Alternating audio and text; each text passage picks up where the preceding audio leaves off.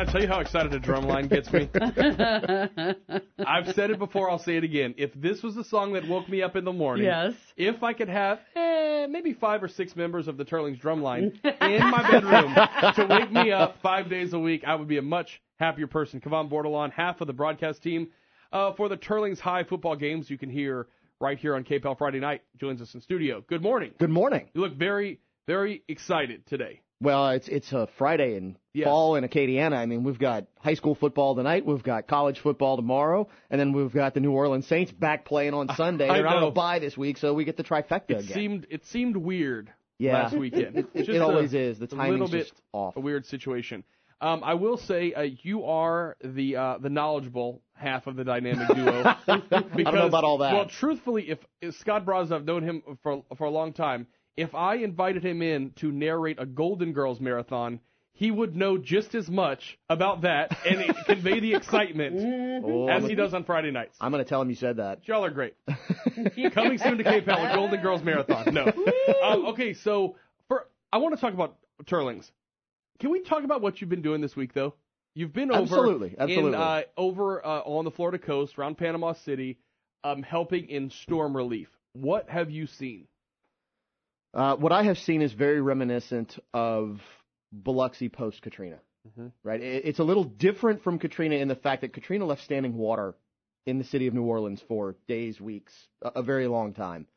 But what we have seen come through there is one of the most catastrophic storm destruction paths that I've seen, and that's coming out of years of working television news. And I mean, people ask, well, what have you seen? Well, we rode out George in a van on the bridge to Grand Isle. So, I mean, we've been through a couple. But this is, it looks like a very large bomb went off a couple miles offshore from Panama City. It's destruction. I think the part that I think is the saddest to me is a lot of people know Destin and know, Panama City, even Mexico Beach as a vacation spot. It's somewhere you go. It's not somewhere you live. But there are people that live there all the time. There is a community. There is a mayor. There is a city council. And that's the part I think that's the worst because, if it's a vacation home, maybe it's not an immediate priority. Or if you go there and you rent a place, guess what? You find somewhere else to go to the beach. But the people who live right there, I'm so happy folks like you are going there to help them out because it's a different kind of place, So the company I work for, we specialize in what we call maintenance, repair, and operating. Yeah. So anything about that company, anything that you need to get your business going, to keep it going, to run it on a daily basis, from toilet paper to whether it's hospital beds. I mean, we carry all this stuff. I work for Grainger Industrial Supply. So when we go in, a lot of times it's work, but it's trying to help people get their lives back together. Yep. But the story really that I'll tell is the people who live there that work for Grainger. I mean, so I fly in and do what I do and then fly out. But we've got a young man that his name is Shelby, works for Grainger. He helps us. He visits customers on a daily basis, helps replenish their supplies. His house is gone. Well, gone. It's destroyed. It had been looted 3 times before Monday. Gosh. And this young man is showing up to work every day to help his community get back going. Mm-hmm. Yeah. His dad owns a hardware store in town, part of Panama City, so the downtown part. And to give people an idea of destruction, we literally went to a shipyard that was one of our customers that when we pulled up to the gate, it's no longer there. Wow. Half of the structure is 30 feet up in trees. Just twisted metal. I mean, it's a sobering sight. And for those who remember it here, to your point, what I foresee a long time recovery. I foresee FEMA coming in. They're going to have to put in trailers because these people have no place to live. Mm-hmm. You've got a lot of people displaced, and it's going to be years. Do you think it will change the mindset of people along the Gulf Coast who often talk about Katrina? Oh, it's never going to be like Katrina. Oh, it's never going to be like Betsy. It's never going to be like Camille. Mm. And now you see this, which we were kind of talking a little bit before, even in forecasting. A few days before, it was going to be a minor hurricane. Yeah. And, we keep track of news minute to minute to minute to minute. You're not doing that if you're actually there and maybe you're preparing your house for a Category 1 storm. Then you wake up one day and it's going to be a 3. And then it ends up almost being a Category 5. Well, let's face it. There really is no prep for a Cat 5. I mean, you might as well just not even board up the house, leave. I mean, it's that simple. I think the hardest part. So first of all, I'm going to say what I said earlier, which is we like to think we know what's going on with the climate on this planet. This is absolute proof. Mm-hmm. We can't predict what's going on tomorrow with 100% certainty.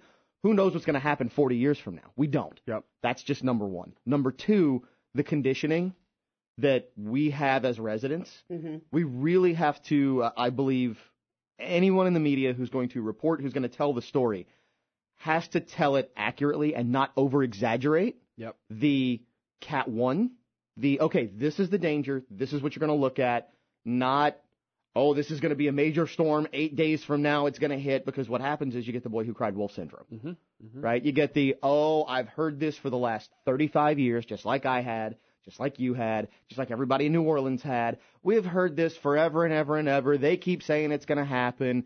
And, you and I heard the stories coming out of New Orleans of Betsy, of Camille. We remember seeing Biloxi. We survived it. The house was fine in Betsy. Yeah. I mean, the only difference we had growing up was that my mom always said, live with an axe in your attic. Because when a hurricane comes in, you never know where you're going to have to cut yourself out the roof. And for me, it was really? And then Katrina hits. And then you go, that's why. So we've got to remember how we teach and how people are conditioned to understand storms and what happens when they come in. I'll tell you, from the news side, while this was happening, and we were watching kind of this day and a half when this area has taken a beating constantly, and I kept getting calls, people asking, why are they not leaving? Why do you have Ginger Z from ABC still there? And the simple answer was, they had no idea this was going to be.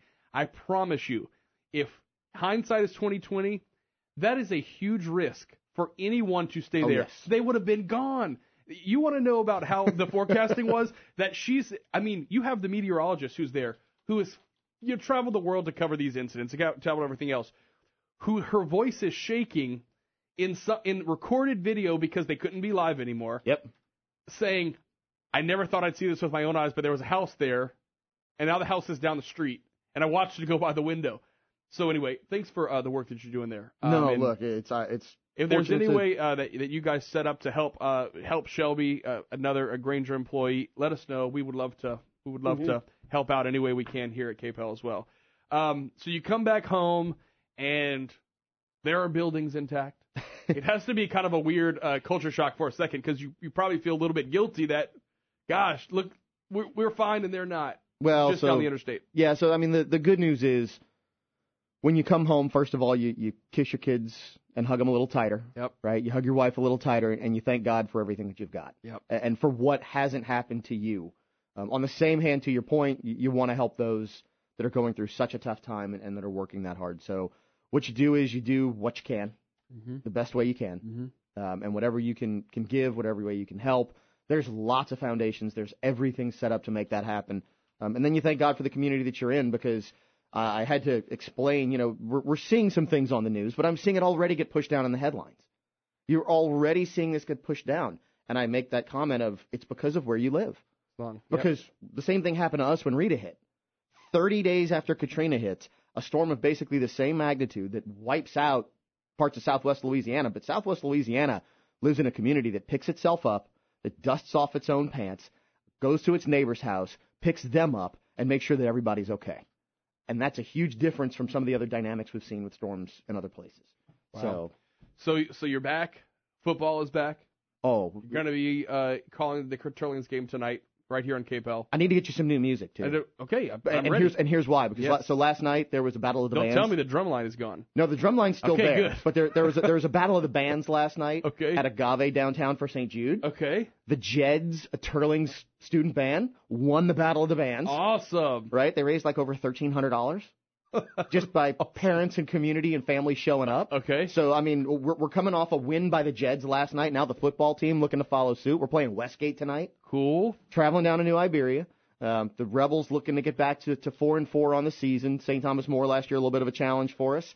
We just maybe didn't execute it as well as we needed to on the road. Tough stadium, good football team. So you give them credit where credit is due, but you also know what you can do better. So the Rebels trying to get back on the path tonight. But the good news is there are literally 3 seasons inside of high school football season. Sure is. You've got pre-district, you've got district, and then you've got postseason.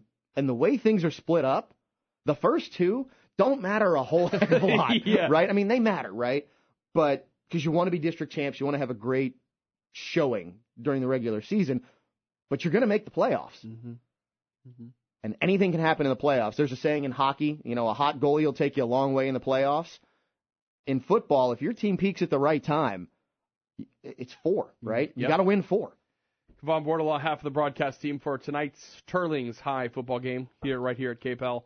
Pre-show, 6 o'clock? 6 o'clock, Coca-Cola kickoff countdown. 7 o'clock kickoff of the game. Awesome. And then immediately following, we continue to that 6 hours of high school football coverage right here on KPEL with Greg Larnard. Yep. I got it right. Katie in a post game. I always have, for some reason, I have trouble with his name. I know. It kills me. A lot of people are just so distracted by him and everything about him. They often forget his name, too. Come on, Bordelon. Thanks for coming by. Scott Brasda, who's also doing double time because he's on Good Morning Acadiana right now, too. Oh, yeah. That means he didn't hear what I had to say about him narrating and giving color commentary. Hey, and by the way, we're now all even. Marathon. I got fussed for being out of town for work. You were out of town last week, Miss Bernie. Yes. You got sick, which I believe was her trying to get back at me. No, it was not. No, at the end of the day, trust me when I tell you that was 2 days of hell. Oh, nice. It was awful. Well, we're glad you're feeling better. All right.